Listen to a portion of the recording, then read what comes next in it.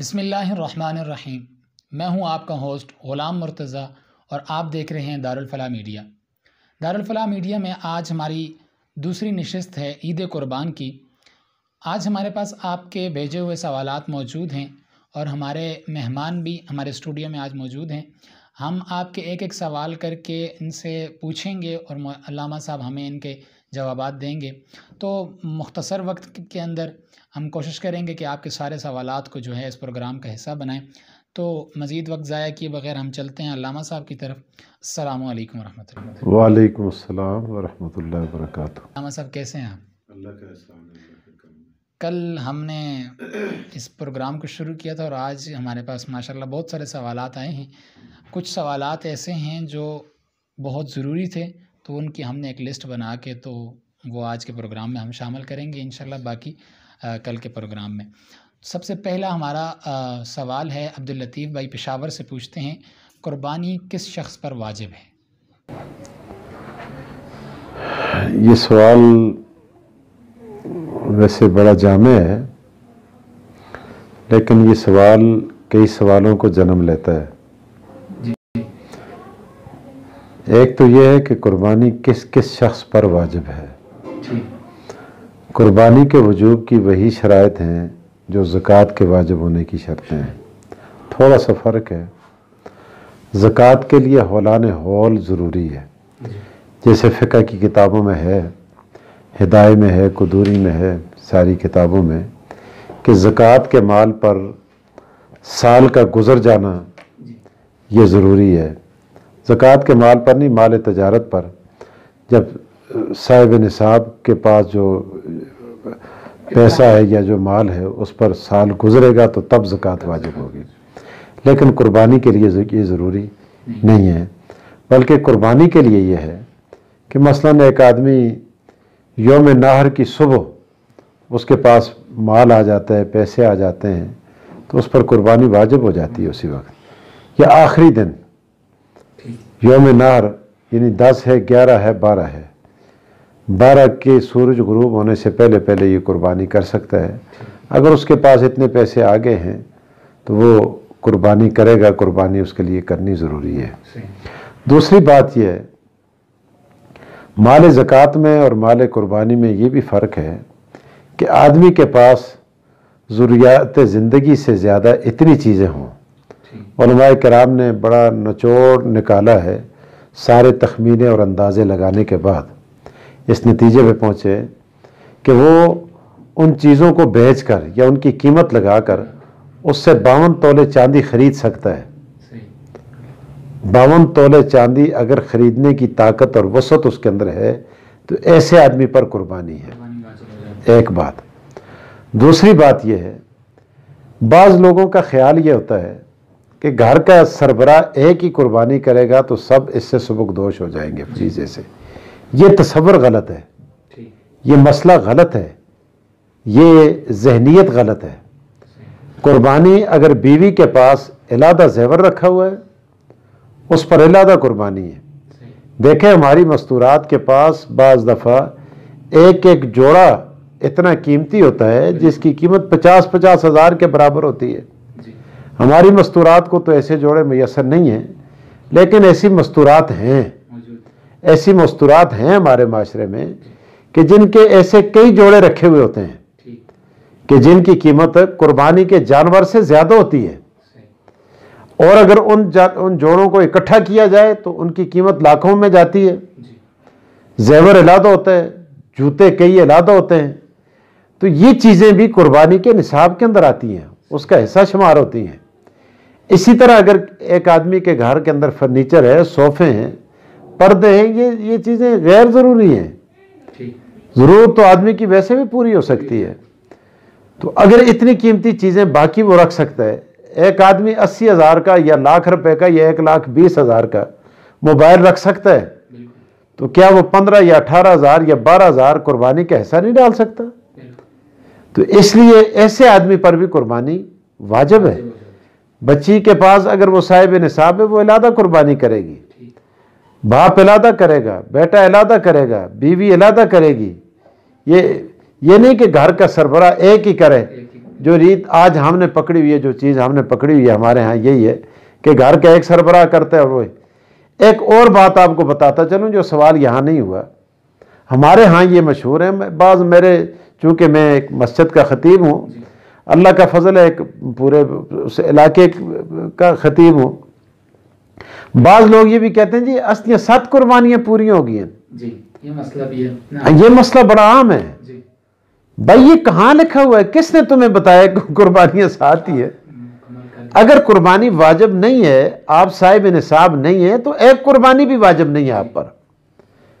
اگر آپ صاحب نصاب ہیں تو ہر سال مخصوص وقت کے اندر مخصوص جانور، مخصوص وقت کے اندر مخصوص جانور آپ نے مخصوص شرائط کے ساتھ ذبح کرنا ہے، مخصوص وقت کے اندر، اسی وقت کے اندر، یوم نار سے پہلے بھی نہیں اور ان کے بعد بھی نہیں، یعنی 12 کا سورج غروب ہونے کے بعد بھی نہیں. اسی طرح اس کے اندر رات بھی آ جاتی ہے، دن بھی. بعض فقہاء نے لکھا ہے کہ رات کو قربانی مکروہ ہے، لیکن وہاں انہوں نے وجہ لکھی ہے، اس کی کتابوں میں وجہ یہ لکھی ہے، وہ کہتے ہیں رات کو اندھیرا ہوتا ہے، تو اگر اندھیرے کی وجہ ہٹا دی جائے، ختم کر دی جائے، جس طرح آج اجالے میں اگر کپڑے خریدے جا سکتے ہیں، اجالے میں زیور خریدا جا سکتا ہے، اجالے میں اگر اتنا اجالا ہے، اتنی روشنی کے ہمارے پاس انتظامات ہیں کہ ان میں چوڑیاں خریدی جا سکتی ہیں، باقی چیزیں جولری خریدی جا سکتی ہے، تو کیا اس میں قربانی کا گوشت بنانے میں تو کوئی دقت نہیں ہے، یا قربانی ذبح کرنے میں بھی کوئی دقت نہیں ہوتی. رات کی تاریکی میں ایسا اجالا یا ایسے انتظامات کیے جاتے ہیں کہ آپریشن ہوتا ہے، آپریشن کیے جاتے ہیں جہاں بڑی دقیق قسم کی رگیں ہوتی ہیں، ان کو دیکھا جاتا ہے، کاٹا جاتا ہے، جوڑا جاتا ہے. تو یہاں جانور بھی ذبح کرنا کوئی مشکل نہیں. یا تو وجہ اگر ہٹ گئی ہے، ختم ہو گئی ہے، تو وہ قرات کا حکم بھی باقی نہیں رہتا. رات کو کریں یا دن کو کریں، اس میں کوئی حرج کی بات نہیں ہے. تو بہرحال یہ تصور کہ جی اصلیاں 7 پوری ہو گئی ہیں، یہ ہماری 7 پوری ہو گئی ہیں کہ اس کے بعد نہیں ہے. بعض لوگ سمجھتے ہیں زندگی میں صرف 7 ہی قربانی ہے. اچھا، ایک سوال سے یہاں ایک دوسرا سوال نکلتا ہے. بعض یہ کہتے ہیں جی میں پیو دیا، میں اپنے ابو دی پیو دیا 7 کر کے دیا. بھائی کس نے کہا ہے تجھے تو 7 کر؟ یہ کہاں لکھا ہے؟ اور جی میں ماؤ دیا 7 پوریاں کر کے دیا، بس میں ہون نہ کردا. بھائی اگر کرنی ہے تو آپ 1 کرو، 2 کرو، 3 کرو، ساری زندگی کرو، نہ کرو، اس پر آپ کا کوئی مواخذہ نہیں. کریں گے تو آپ کو ثواب ملے گا. جب آدمی والدین کے لیے بخشش کی دعا کرتا ہے، مغفرت کی دعا کرتا ہے، ان کے لیے ایصال ثواب کرتا ہے، یا صدقہ جاریہ ان کے لیے کرتا ہے، تو حدیث ہے آقا دو جہاں صلی اللہ علیہ وسلم نے، حضور صلی اللہ علیہ وسلم نے یہ ارشاد فرمایا ہے کہ اس کے رزق کے اندر اللہ تعالیٰ برکت فرماتے ہیں، اس کی عمر کے اندر اللہ تعالیٰ برکت فرماتے ہیں، اس کی دعائیں قبول ہوتی ہیں، اس کی عزت کے اندر اضافہ ہوتا ہے جب وہ والدین کے لیے ایصال ثواب کرتا ہے. تو یہ علیحدہ بات ہے. لیکن یہ تصور قائم کر لینا، یہ کسی کتاب میں نے نہیں پڑھا آج تک، نہ آپ کسی مفتی سے یہ اس کی کوئی ویریفیکیشن لے سکتے ہیں کہ جی بھائی 7 ہی قربانیاں کرنی ہیں، اپنی بھی 7 یا کسی فوت شدہ کی طرف سے 7، یہ بھی نہیں ہے. تو بہرحال فوت شدگان کی طرف سے بھی کریں، بلکہ حضور علیہ الصلوۃ والسلام کی طرف سے بھی قربانی کرنی چاہیے. اپنے فوت شدہ اساتذہ کی طرف سے بھی قربانی کرنی چاہیے. نبی علیہ السلام نے امت کی طرف سے بھی کی قربانی. حضرت علی کو بھیجا، کہا جاؤ 2 بکرے لاؤ. یا رسول اللہ 2 بکرے کیوں؟ فرمایا ایک میری طرف سے، ایک میری ساری امت کی طرف سے. تو امت کو بھی چاہیے وہ بھی اس موقع پر حضور صلی اللہ علیہ وسلم کو یاد فرمائیں. ماشاء اللہ مولانا صاحب، یہاں پہ آپ نے اس چیز کو بھی اجاگر کر دیا کہ ہمارے ہاں یہ بھی ہوتا ہے نا کہ والد گھر کے اندر ایک قربانی کرتا ہے، جب اس کی 7 قربانیاں پوری ہو جاتی ہیں تو وہ کہتا ہے کہ بھائی اب میری 7 پوری ہو گئی، اب بیٹے کریں، ان کی ذمہ داری ہے. تو اچھا کہ آپ نے اس چیز کو بھی جو ہے واضح کر دیا. اگلا سوال ہمارے پاس ہے مانسیرا سے معاویہ بھائی پوچھتے ہیں کہ فوت شدگان کی طرف سے قربانی کرنا کیسا ہے؟ جی میں نے ابھی بتا دیا، پہلے سوال کے اندر یہ بات آ بھی گئی ہے. معاویہ بھائی، فوت شدگان کی طرف سے قربانی کرنا بہت اچھا ہے، لیکن پہلے یہ کہ آپ اپنی طرف سے بھی قربانی کریں، اور پھر اگر آپ پر اپنی قربانی واجب ہے اور اس کو چھوڑ کے آپ فوت شدگان کو پکڑ رہے ہیں، وہ تو وہاں پہنچ گئے. تو آپ اپنی فکر کریں. آپ پر اگر واجب ہے، اپنی قربانی کرنے کے ساتھ ساتھ آپ فوت شدگان کی طرف سے کرتے ہیں تو بڑی اچھی بات ہے۔ ایسا بھی ہو سکتا ہے کہ ایک شخص اپنی طرف سے ایک حصہ ڈال دے اور ایک اپنے فوت شدگان کسی کی طرف بالکل ڈالے، حصہ ڈال لے، لیکن یہ کہ مستقل حصہ اپنا ہوگا، جی یہ نہیں کہ 20,000 روپے کا حصہ ہے تو آخر جی 10 مڑی طرف ہے 10 مڑی پیو دی طرف ہے، یہ اس طرح نہیں کر سکتے۔ اس طرح نہیں کر سکتے۔ تیسرا سوال ہمارے پاس ہے، سفیان بھائی پوچھتے ہیں اوگرا سے، کیا قربانی کرنے والا بال اور ناخن نہ کاٹے؟ اب دیکھیں یہ مسئلہ کئی دفعہ بیان ہو چکا ہے، لوگوں نے اس کو اتنا ہائی لائٹ کیا ہے، مستحب ہے، زیادہ سے زیادہ اس کا درجہ یہ ہے مستحب ہے، تاکہ ہماری مشابہت ہو جائے ان لوگوں کے ساتھ جو حاجی ہیں، ان کے ساتھ مشابہت پیدا ہو جائے۔ تو اس پر لڑائیاں جھگڑے ہوتے ہیں، بعض لوگ حجام کی دکان میں بیٹھو، اے تو قربانی کر سی، حاجی کر سی، ہے تو حجامت کی کرالنے لگے تھا، تمہیں قربانی تو نہیں ہوتی تو آپ نہیں کروا سکتے، اس قسم کی باتیں کی جاتی ہیں۔ اور حجام کی دکان میں بیٹھ کے وہاں ایک دارالافتاء کھولا جاتا ہے، دوسرا اٹھتا نہ ہوندی ہوئے دعا تناون نہیں ہوندی ہوئے، ادھر بس وہ آپس میں ایک بات پتہ ایک کو بھی نہیں ہوتا۔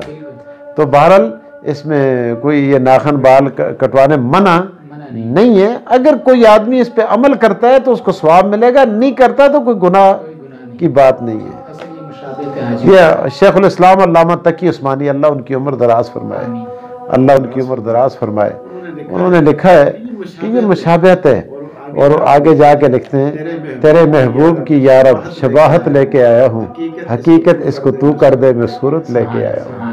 تو یہ چونکہ وہ شباہت پیدا کرتے ہیں ان کے ساتھ نا، تو اللہ تعالیٰ کو یہ شباہت بڑی پسند آتی ہے، اس پر آگے جا کے انہوں نے بڑی مثالیں دی ہیں، اللہ ان کی عمر دراز کرے۔ اگلا سوال ہمارے پاس طلحہ بھائی ہیں، وہ لاہور سے پوچھتے ہیں کہ بعض لوگ عید کے دن قربانی کے گوشت سے ہی اپنا روزہ افطار کرتے ہیں، اس دن ایک روزہ رکھ لیتے ہیں، اور بعض بھائی نے بڑا مزے کا مسئلہ پوچھا ہے، بہت اچھا ہے۔ یہ عوام کے اندر اور خصوصاً مستورات کے اندر یہ بات بڑی مشہور ہے، کلیجی سے روزہ افطار کرنا، چونکہ کلیجی پہلے نکال دی جاتی ہے نا، تو یہ بھی ایک مستحب عمل ہے۔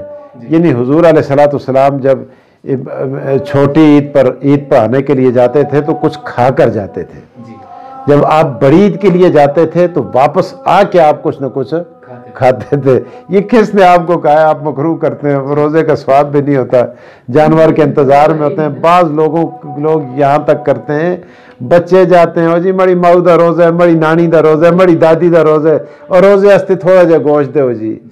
تو بھائی روزے کے لیے گوشت مانگنے سے یہ بہتر ہے وہ نمک کے ساتھ افطار کر لے، پانی کے ساتھ افطار۔ یہ کس کتاب میں لکھا ہوا ہے کہ جا کر مانگ کر گوشت اور بچوں کو بھیج کر اس کے ساتھ روزہ افطار کیا جائے؟ یہ کوئی بے اصل باتیں ہیں، اس کی شریعت کے اندر کوئی حقیقت نہیں ہے۔ مطلب دوسرا عید والے دن تو روزہ ہوتا ہی نہیں ہے نا، کہ اس دن روزہ تو ہے ہی نہیں، یہ تو حضور کا عمل ہے، حضور علیہ السلام کا عمل ہے، اس کو روزہ نہیں کہتے، یہ تو روزہ ہے ہی نہیں ہے۔ یعنی حضور علیہ السلام کا معمول یہ تھا کہ آپ جب چھوٹی عید پڑھانے کے لیے جاتے تھے تو کوئی میٹھی چیز کھجور وغیرہ گھر میں اگر میسر ہوتی تو کھا کے چلے جاتے تھے۔ تو بڑی عید کے لیے جب آپ آتے تو ازواج مطہرات میں جس کے گھر میں بھی آتے تو وہ کچھ نہ کچھ پیش فرماتی، شہد، پنیر یا کھجور وغیرہ، تو آپ کھا لیتے تھے۔ تو لوگوں بس یہ بڑھا کے تو قربانی دے گوشت نالتے روزہ ہے تو افطار کرنا، دادی دا روزہ ہے تو ماؤ دا روزہ ہے تو فلانی دا روزہ ہے۔ سوال ہے اعجاز بھائی پوچھتے ہیں اگی سے، بھینس یا بھینسے کی قربانی کیسی ہے؟ ہاں یہ لوگوں نے فضول قسم کی باتیں بنائی ہوئی ہیں، ہمارے بھائی ہیں، پھر میں بات کرتا ہوں پھر ان کو تکلیف ہوتی ہے، نیچے کیمنٹس کرتے ہیں جی آپ نے یہ کہہ دیا۔ یہ وہی طبقہ ان باتوں کو مشہور کر رہا ہے جو کہتے ہیں 3 طلاقیں دینے کے بعد بھی طلاق نہیں ہوتی، سر پہ قرآن رکھ کے وہ کہتے ہیں جی اور میں اپنی تریمتی کو 100 طلاق دے چھوڑی ہے، نہیں طلاق ہوئی۔ تو یہ ان لوگوں نے یہ باتیں مشہور کی ہوئی ہیں خام خواہ قسم کی۔ ان میں بھی 2 طبقے ہیں، ایک طبقہ کہتا ہے جی کوئی حرج نہیں، جو بہت زیادہ متعصب ہیں تو وہ کہتے ہیں نا جی نا نہیں ہوتی ہے کیونکہ اس کا ذکر یہاں نہیں ہے وہاں نہیں ہے فلاں نہیں ہے، اگر قربانی نہیں ہے تو اس کا دودھ کیوں پیتے ہو؟ دودھ پیتے ہو، گھی کھاتے ہو، مکھن کھاتے ہو، ساری چیزیں کھاتے ہو، تو کہتے ہیں نہیں جی تذکرہ اس کا نہیں ہے۔ تو بہرحال اور پھر ان کا کہتے بھی یہی ہیں، پھر بات وہی آ جاتی ہے، ہمارے ہاں گوجر لوگ کہتے ہیں نا گوجری میں، سچ کہوں تو رات کے طرح ہوں۔ ہاں وہ پھر کہتے بھی یہ ہے کہ جی حدیث میں ہم وہ بات کریں جو قرآن و حدیث میں ہو۔ پھر ہم ان سے سوال کرتے ہیں کہ بھائی جاموس کا نام حدیث میں نہیں ہے، قرآن میں اگر نہیں ہے تو پھر اس کا دودھ بتاؤ، اس کے دودھ کا کیا حکم ہے؟ نہیں دودھ پیتے ہیں بھائی، اس کے گھی کا کیا حکم ہے؟ گھی کھانا جائز ہے جی، مکھن کھانا کیوں جائز ہے؟ کہتے ہیں گائے کے حکم میں ہے۔ دودھ کا مسئلہ ہے، دودھ دا مسئلہ ہے تو گائیں دے حکم میں ہے، ہاں کیا دا مسئلہ ہے تو گائیں دے حکم میں ہے، باقی چیز ملائی کا مسئلہ ہے تو گائے کے حکم میں، قربانی کا مسئلہ ہے تو گائے کے حکم میں نہیں ہے۔ وہاں عجیب قسم کی بات ہے۔ سوال ہمارے پاس ٹھاکر میرا سے مشتاق بھائی پوچھتے ہیں کہ کیا قرض لے کر قربانی کر سکتے ہیں؟ قرض لے کر اس صورت میں کر سکتے ہیں کہ وہ قرض ختم بھی کریں، یہ نہیں کہ سب پول کے قرض دے چھوڑے۔ ٹھیک ٹھاکر میرا چونکہ ہمارے یہاں ہے اتنے ان کو ہی بولی جلدی ہے، کسی قرض کا دے کے دے تو بیچارے چپلی نہ توڑتا رہے واپسی ہستے، تو اس لیے آپ کریں، اچھی بات ہے، کیونکہ قربانی کے مخصوص دن ہوتے ہیں، دوبارہ کیا پتہ ہے سال میں یہ سعادت ملے یا نہ ملے، بھائی زندگی کا تو پتہ نہیں ہوتا نا۔ اور پھر اللہ کے رسول صلی اللہ علیہ وسلم نے ارشاد فرمایا کہ ان دنوں میں خون بہانے سے زیادہ مجھے کوئی عمل محبوب نہیں ہے۔ ایک آدمی کے دل میں یہ بات آتی ہے تو وہ قرض لے کر اور جس مدت پر کے لیے لیا ہے اس مدت میں واپس کرے، بڑی عزت کے ساتھ اس کو واپس کرے، اس کا شکریہ ادا کر کے واپس کرے، یہ نہیں کہ اس کا گریبان بھی پکڑے، اس کو مارے بھی، اس کو بے عزت بھی کرے، اور اس بیچارے نے کوئی گناہ تھوڑا ہی کیے۔ تو اگر اچھے انداز کے اندر لیتا ہے واپس کرتا ہے تو کوئی حرج کی بات نہیں ہے۔ میں آپ سے گزارش کروں گا کہ اس کو تھوڑا سا کھول کر مزید کھولیں کہ کچھ لوگ ایسے ہوتے ہیں جو باقی کاموں کے لیے تو قرض لیتے ہیں، جیسے شادی ہوگی، بیاہ ہوگی، جیسے ابھی آپ نے تھوڑی دیر پہلے عرض کیا کہ موبائل بڑا خریدنے کے لیے لوگ کمیٹیاں ڈالتے ہیں، قرض لیتے ہیں، موبائل اپنے پاس رکھتے ہیں، عید کے لیے کپڑے وغیرہ جو ان کی اوقات ہوتی ہے اس سے باہر جا کے اس چیز کو کرتے ہیں۔ لیکن قربانی کی جب وقت آتا ہے جانور لینے کا یا حصہ ڈالنے کا تو اس وقت کہتے ہیں کہ بھائی ہمارے اوپر تو قربانی ہے ہی نہیں کیونکہ ہم قرض نہیں لے سکتے۔ تو اگلا سوال جو ہے ہمارے پاس طاہر بھائی ہیں، وہ دربند سے پوچھتے ہیں کہ خصی جانور کی قربانی کرنا کیسا ہے؟ خصی جانور کی قربانی بہتر ہے، اولا ہے، بہت اچھا ہے، کیونکہ خصی جانور تکڑا ہو جاتا ہے۔ اگر جانور خصی نہ ہو، بیرا ہو تو وہ تکڑا نہیں ہوتا، اس کو بکریوں میں چھوڑا جاتا ہے یا بھینسوں میں چھوڑا جاتا ہے، وہ اتنا موٹا تازہ نہیں ہوتا بنسبت خصی کے۔ تو خصی جانور کی قربانی زیادہ اچھی ہے اور بہتر ہے۔ خنثی جانور جو نہ مرد ہے نہ عورت ہے، جس طرح ہمارے یہاں خواجہ سرا ہوتے ہیں، تو جو مرد عورت دونوں نہیں ہے، خنثی ہے، تو یہ خنثی ہونا یہ عیب ہے، اس جانور کی قربانی جائز نہیں ہے، وہ جائز نہیں ہے۔ سوالات یہاں پہ مکمل ہوتے ہیں۔ علامہ صاحب آپ کا شکریہ، آپ نے ہمیں وقت دیا اور ہمارے ان سوالات کا جواب دیا۔ عوام جو ہے آپ کی بڑی شکر گزار ہے کہ آپ انہیں بڑے سہل انداز کے اندر ان کے سوالوں کے جواب دیتے ہیں۔ سامعین مکرم، یہاں پر ہماری آج کی ٹرانسمیشن کا وقت ختم ہوتا ہے۔ کل سے انشاءاللہ آپ کے نئے سوالوں کے ساتھ دوبارہ آپ کی خدمت میں حاضر ہوں گے۔ اپنے سوالات ہم تک اسی طرح بھیجتے رہیں۔ نمبر آپ اسکرین کے اوپر دیکھ رہے ہیں، اس نمبر پہ بھی بھیج سکتے ہیں، کامنٹس بھی کر سکتے ہیں، اور انشاءاللہ ہم کوشش کریں گے کہ آپ کے سارے سوالات کو اس پروگرام کا حصہ ضرور بنایا جائے۔ تب تک کے لیے اجازت دیجیے۔ السلام علیکم ورحمۃ اللہ۔